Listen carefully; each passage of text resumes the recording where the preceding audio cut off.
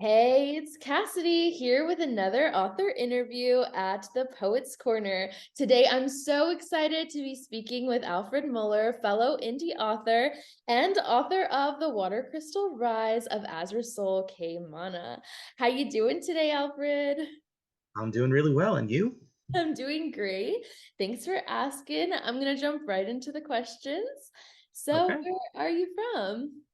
Originally, I grew up in New York on Long Island, but I ended up moving to Tennessee after community college. Oh, sweet. And you've been there ever since? Yeah, for the last 12 years, 12 years. Oh, sweet. Oh my gosh, Tennessee is so beautiful. I went to Nashville for Easter a couple of years ago, and oh my gosh, just all the I'm, trees. Oh, it's so beautiful.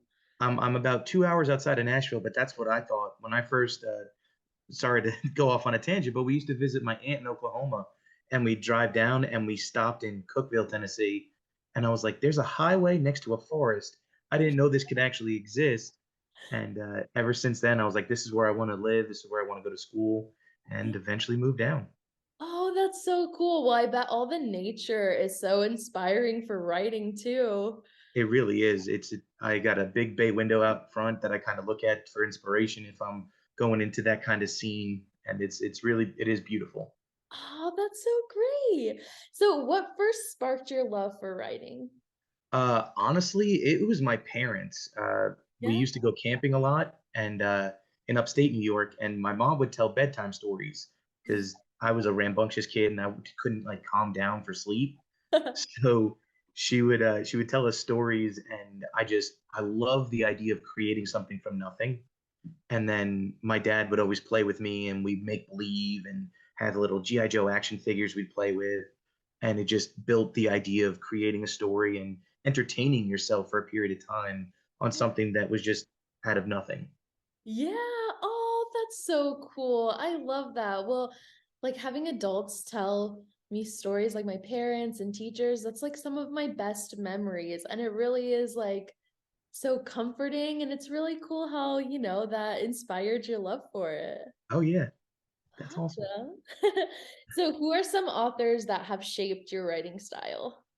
Mainly, I'd say Terry Goodkind, the author of the Sword of Truth series, and then everyone knows him by this point, but Brandon Sanderson. Mhm. Mainly, like their character creation just is a masterwork. The way they're able to make these characters feel so real, and then Sanderson's scope is just so large. Being able to keep that constrained has always been something I admired.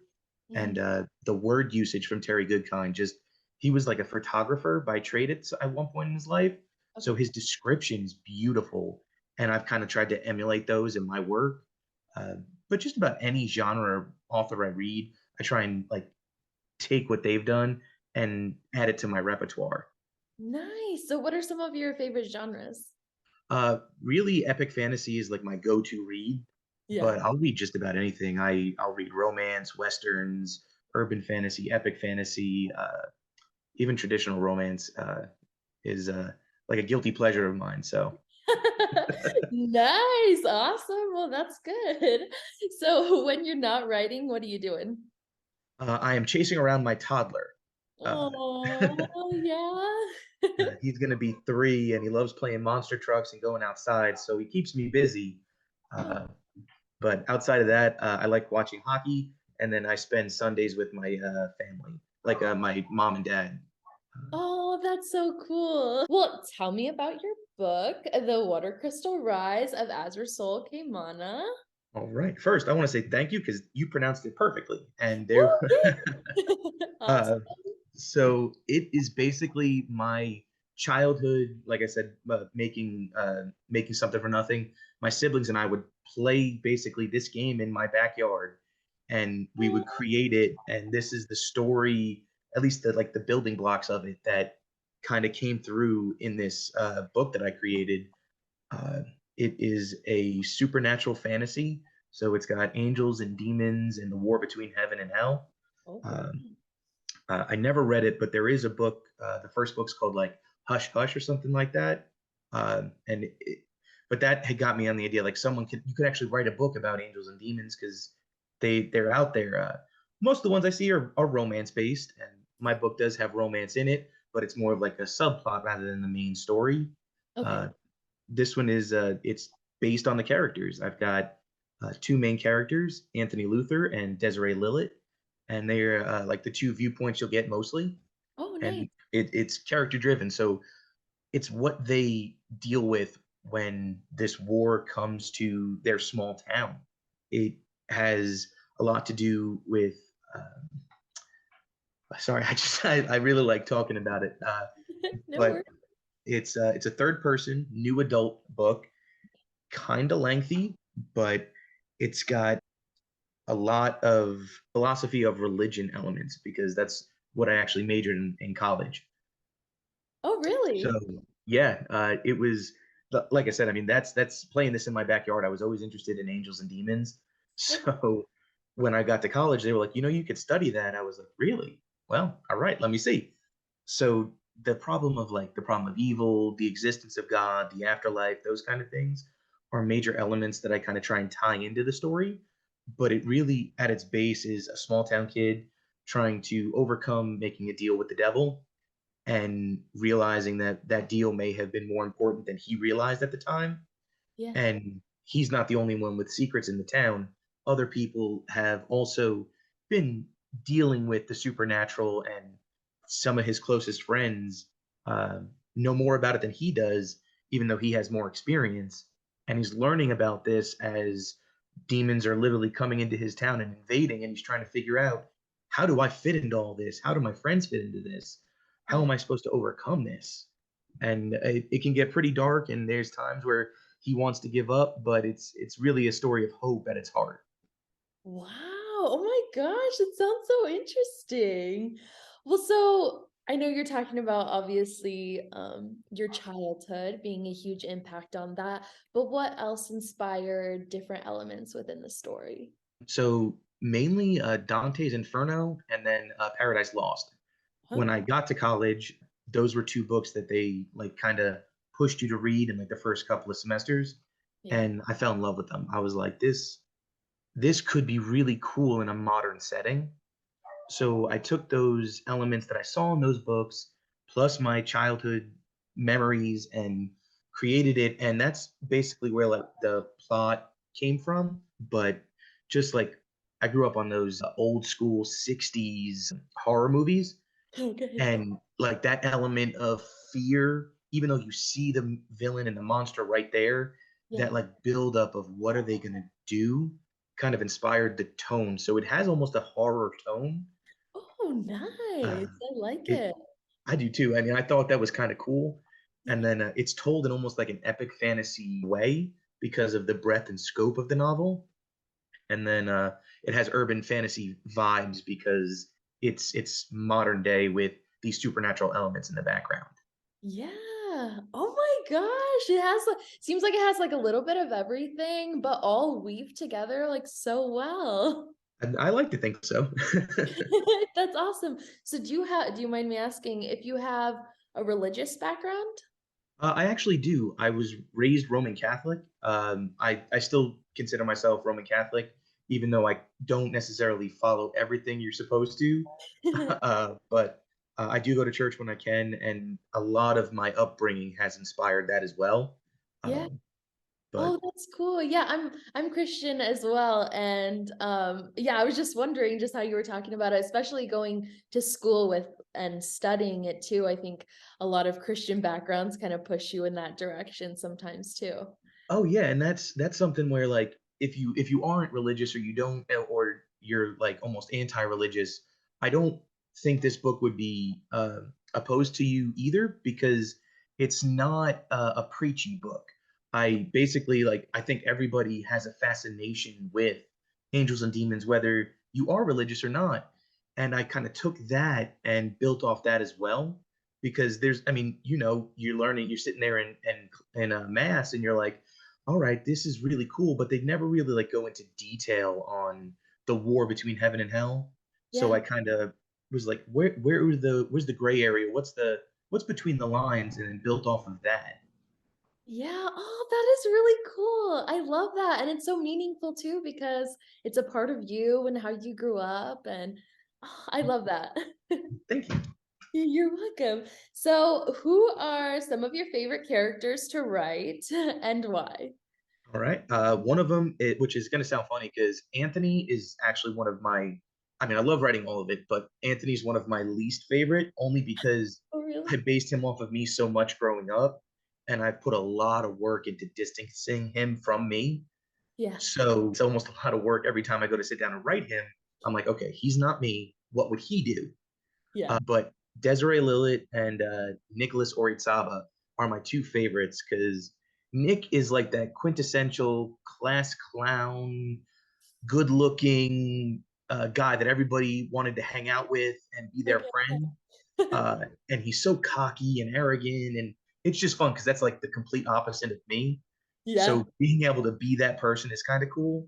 And yeah, then I don't know, Desiree just, when I sat down to write her, she was just bam there, and it's almost like effortless when I sit down to write her because I know that character so well. yeah. Oh, that's wonderful. I love that. And I love doing that too, writing other characters who are just so opposed to your character and, being able to put yourself in somebody else's shoes and see things from different perspective. It's really good and it grows you as a writer too. Oh, I agree. I think that's one of the best ways, one of the best things as us as writers we get to do. We can see a whole bunch of different perspectives, and you almost have to because you want to do the character justice. Yeah. Yeah, for sure. That's great. So let's talk a little bit more about your writing process. What's Okay. your favorite part and your least favorite part? So it's kind of funny, but like writing is my least favorite part because I want it done. I want I want to be done. I want to be able to say yes, I finished. So Yeah. sitting down and writing is like, oh, this is a chore. Yeah. Uh, but the editing is actually my favorite part. Oh, yeah? I think is I can see the full story at that point because once it's completed, I know what I've done and I don't have to worry about adding in necessarily. But Yeah. it's there, so I can add in and I can pull at the strings and tighten up the story and make it better from the shell that I've planned out. Yeah. Oh, yeah, I totally see that. So do you outline before you start writing? I try, but it's I find it so difficult because it's almost like, I mean, again, you're creating these characters, so you're like, okay, they're going to do something at some point in the story. And when I'm trying to plan it out, I kind of have like the main ideas, but I don't know what those characters are going to do when I put them in those situations. Yeah. And I may have an idea, but by the time I get to write that, well, they don't want to do that anymore. So Yeah. it's I try and outline, but it ends up getting thrown away, and I just end up writing and seeing what the characters do.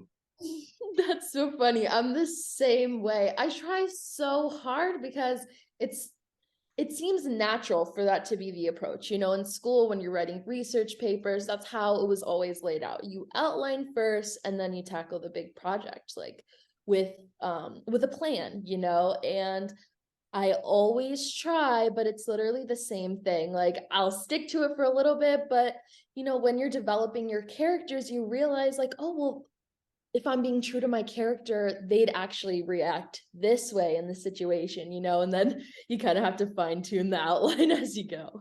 Exactly. It's I can't ever see so far ahead because you're right. You may be walking down the street and you're like, "Oh my goodness, this is a great idea for this part in the story that I've been stuck on." And Yeah. then all of a sudden everything you planned after that is changed. Yep. Exactly. Like you find the solution to the problem, but it kind of creates more problems. And That's that's the how it beauty that is the chaos of writing. works. Great. Well, tell me more about your short stories. I understand you have two self-published right now, Tears Trial and Reaper Society, and they both sound so interesting. Thank you. So those were actually like my real first real attempt at getting into writing. Okay. Tears Trial, it's about a 45, 47 page short story. And I spent like almost 10 years working on that story, going in and coming out of it because it's a true high fantasy tale where a lot of world building in such a short space Oh my took a God. lot of time to really put into it. But it's a coming of age story where the main character Tyr is part of a tribal group that sends their youngest members aged around 13. You go into these woods that are fey infested. They're almost alive, uh, and you have to survive for a period of time.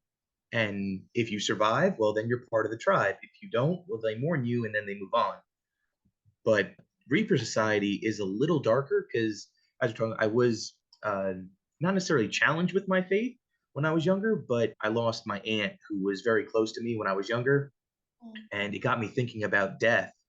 And so this short story is kind of dark, even though my novel deals with angels and demons. This one is strictly dealing with death, but it kind of has a hope element as well, because these beings called reapers are actually humans just like us. Most of them are orphaned, and they kind of come together and find a home outside of society, and they develop these or are given these supernatural powers to morph into these reapers, and they are actually the ones that go around and harvest souls, and they kind of collectively find a coping within one another. And it's almost like how that person who has to go in and actually harvest that soul from a newly passed person, not only is the family grieving, but you kind of have that element of maybe someone else is there with you, grieving alongside. yeah. Oh, wow. That sounds really good. Thank you. Sounds really moving too. Oh, I try and kind of put a lot of that into my writing because life in general is rough, and you're dealing with work and school and family, and you're like, I kind of want to escape. And while I enjoy that element of reality where you do suffer a little bit and you have to get over that, I want to put that into my book, but I don't want people to carry their own burdens into the story. I want them to feel like there's a silver lining at the end.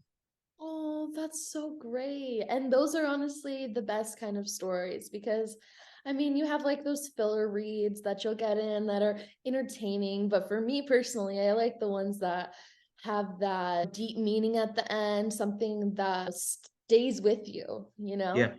I completely agree. So I understand you have a growing TikTok account where you post author updates, character blurbs, and all about your book and short stories. So tell me more about that. I actually was one of those people who was like, "Oh, I'm not getting on TikTok. I'm not doing TikTok." But when I published, I was like, "This is such an amazing platform." Like that's how we met. Yeah. It's a great way for us as indie authors to reach an audience that maybe otherwise isn't accessible to us. I mean, we can go to book shows and you maybe meet 20, 30 people on a real like close basis. You may be doing even better and sell more books than that, but the people you meet, it's kind of limited, even if you do 20 or 30 shows in your lifetime. But TikTok, you can reach so many people, and even if they just scroll by and say, "Oh wow, that's kind of cool," like you kind of get that little bit of, "Wow, I did something. That person seems interested in my work," and it gives you a little motivation to continue. Yeah, it's really good for pushing yourself and promoting yourself in your books. That's what I really like about it. My favorite part too is the community you build and you meet so many other indie authors and I've just like learned so many different writing tips and tricks as well as like I mean different programs you could use to help you edit and rewrite and stuff like that and the community is just so supportive. And yeah, it's great that we met on here too. And, you know, being able to talk, especially because writing sometimes feels lonely when you're within your own project and you're just like in it and in it and there's imposter syndrome and like oh but it's not good enough and this and that and yeah just at the end of the day having a community that you know you can post and get encouragement and you know see other people cheering you on is really great. Yeah, I mean, some of my favorite posts, and I think I've seen you post this too, is the I don't know who needs to hear this, but you're doing awesome, and your book's gonna sell, and you're gonna have a whole bunch of fans and everything. And even just seeing that, whether you're in that mood or not, you're just like, you know what, that's right. I'm gonna make it. I'm gonna do something. And it is. I've met so many great people on TikTok, and I feel like I try and keep my content uplifting. At least like some people get on and you'll get some like mean comments uh, or like TikToks that are really pushing like you have to stick to the norms. For me, I think whatever works for you in your writing style is the best way to take it and just make it the best you can. Yes. And there are a lot of people out there like that. But the best part is you can find your own community of people who are encouraging. Like, literally, I will not mess with people who are just like discouraging, because honestly, it's like that's what you need in a writing community, especially because a lot of the people who are also writers also struggle with mental health issues and face depression and anxiety. And it's like, you need to be uplifting, and Oh that's why I yeah. really like it too, because I am naturally the kind of person who likes to encourage people. And I feel like that's really helped my community too, just putting positive energy out there, because when you put that positive energy out, it's going to come right back to you. Oh, absolutely. And I haven't experienced much of it like personally against me, but I have seen some of those TikToks. I'm like, yeah, I'm not gonna deal with that. I just rather deal with people who are like-minded in this. I want to bring other indie authors up because we have some really great work out there. Yes, yes, and not a lot of time it's taken seriously because we're not traditionally published. And I like that social media is kind of bringing indie authors at the forefront, kind of, and just showing like we are real authors, our books aren't bad just because they're not traditionally published. Like, I've read so many great indie author books that just are phenomenal and just like true pieces of art. And it's good that the community can bring awareness to it. I agree. Sweet. So what are other ways that we can follow along with your writing journey? So TikTok is the one platform that I'm most consistently on, Okay. but I do have a small YouTube channel that I'm trying to grow a little bit where I dive into more detailed writing advice. Like you mentioned on my TikTok, I kind of talk a little bit about it, but in my YouTube channel, I try and go in depth and give like analysis on characters and plot and maybe what a younger writer isn't necessarily comfortable with. And like I said, have been told, well, you have to fit this platform, you have to do this, you have to do that. And I try and go into the more like sitting down when you're writing a character, what do you do? And maybe not a step by step, but more a idea version of it. Like, what are you actually doing when you're writing a character, as Yeah. opposed to just what is his hair color, what is his eye color, that kind of stuff. I'm also on Facebook and Instagram and Twitter. My Instagram is basically like rehashes of my TikTok, and then my Facebook pretty much too, or photos of my books. Yeah. And then my website is one that I'm trying to grow a little bit, and that is where you can follow me for shows I'm going, like conventions and festivals I'm going to. You can see new works coming up, and I have a small blog on there where I do the same as my YouTube channel, but in written word and a little like I'll take a different element. For example, my first YouTube video is about character, but I did like development of a character, and then the pre-development of a character was the written version. Oh, wow. Those sounds like excellent resources for other authors. So, guys, you need to check it out. I will put all your links to YouTube, TikTok, Instagram, Twitter in the description link and bio so that you can follow along. That's awesome. So, what is your favorite part about being an indie author? It's kind of like we were touching on earlier. I kind of like the creative control. To tell a small little story, I was trying to publish at one point, and my novel is a little over 350,000 words. Oh, wow. Yeah. It's Yeah, a big it's a big one. one, and most everybody would tell me you got to split it up, you got to cut it up. But like I said, Terry Goodkind and Brandon Sanderson are my kind of role models, and Brandon Sanderson, with that scope, he plans out his books so well that if you tried to cut one of his books up, it wouldn't work Yeah. because story elements and plots aren't finished enough to move on to a second book. You need to finish those out, and for my writing, it took the 350,000 words, I feel, to actually properly do those justice. Yeah. So instead of being told you have to break that into multiple works, Mm. I decided I wanted to make it this length because it fit best. And I was trying to get traditionally published, and the company said, "Well, we don't do that. You really need to keep it within these parameters."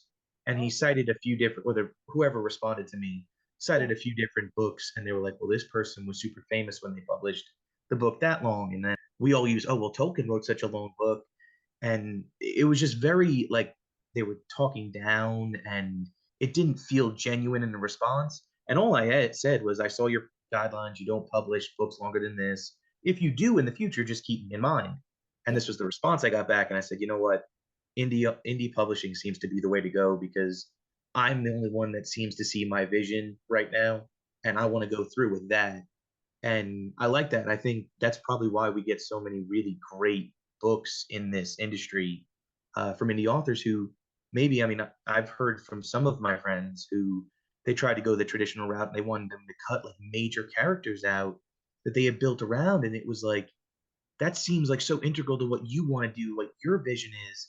And they were like, yeah, well, I can introduce it in the second or third book. And I was like, but you had such a great idea from the beginning, Yeah. and that's kind of what I like. I like being able to say, no, this is what I'm going for, and if I fail on my own, but at least I tried it my way, and that's what I like about it. Yeah. Oh, that is so well said. I love that. And it is really so true because your book is like your baby. You know what I mean? Like it Yeah, is absolutely. all like your emotions, your blood, sweat, and tears, that you're putting into this. And yeah, for somebody to say, like, no, you gotta take this out, you gotta take this. I totally agree. And I love the freedom we have as indie authors. It Yeah, really is great. and I mean, no one's some authors, and when I was first starting out and as a new author, I had this problem too.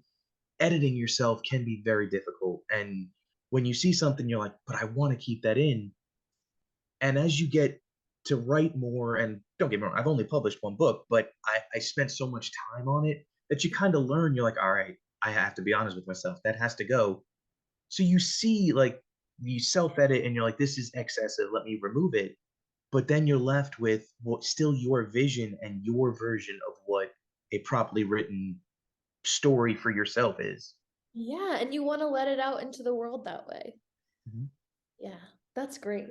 So, what is in store for the future? Any new goals or writing related projects that you're working on?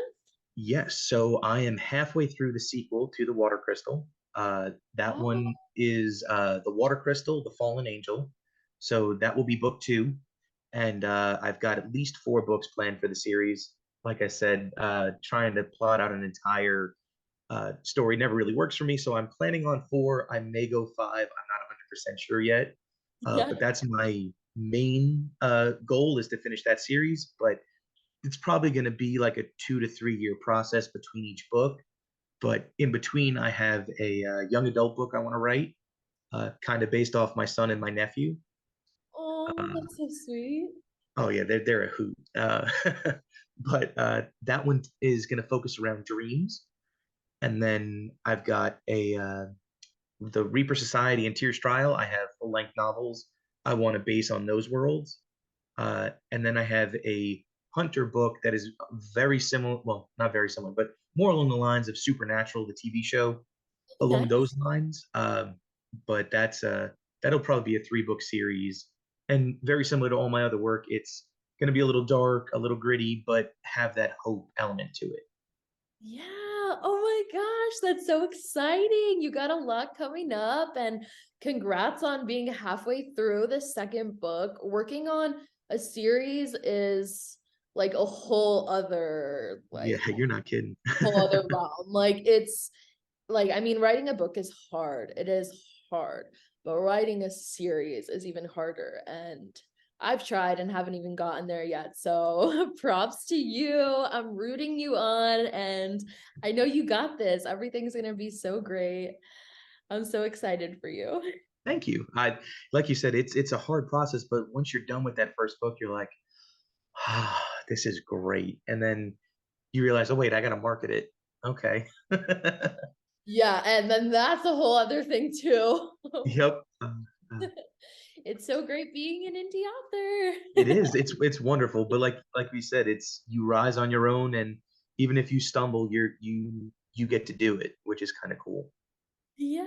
Oh, that's so great. Well, that's pretty much all the questions I had for you today. Do you have any closing words?